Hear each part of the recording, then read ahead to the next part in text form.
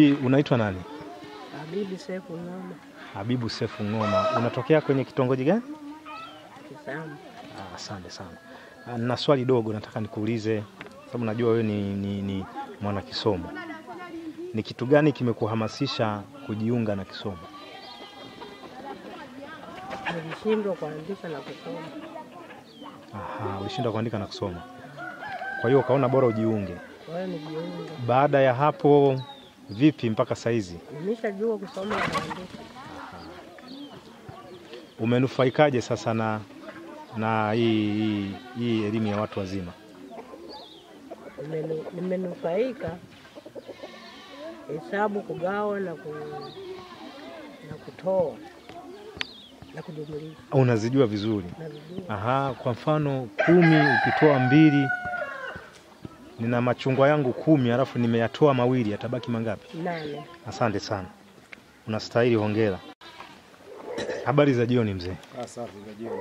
Safi. Jina lako unaitwa nani? Haridi S Mwagama. Haridi S Mwagama. Haridi S Mwagama. Naona wewe ni mwana kisomo wa elimu ya watu wazima. Sahihi. Hongera sana. Nashukuru. Nina swali kidogo nikuulize. Ndio. Nimeona mko wengi hapa ambao mnajiunga na kisomo hiki. Je, kijijini mko ninyi tu ambao hamkufanikiwa kupata hii taaluma ya kusoma? Sahihi. Kijijini tupo wengi. Karibu 800 na kitu hivi wastani.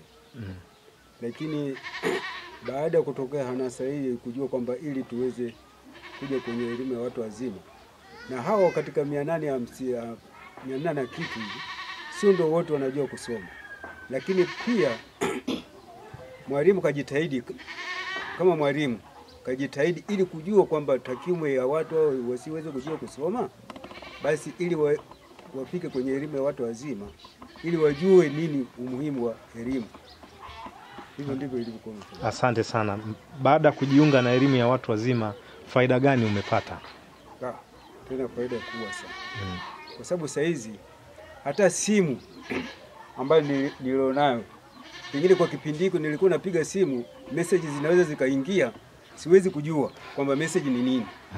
Lakini pia kwa wakati huo nilikuwa nafikia mahala zile message zinaingia, yani inalia tu kitu kama kulia hivi.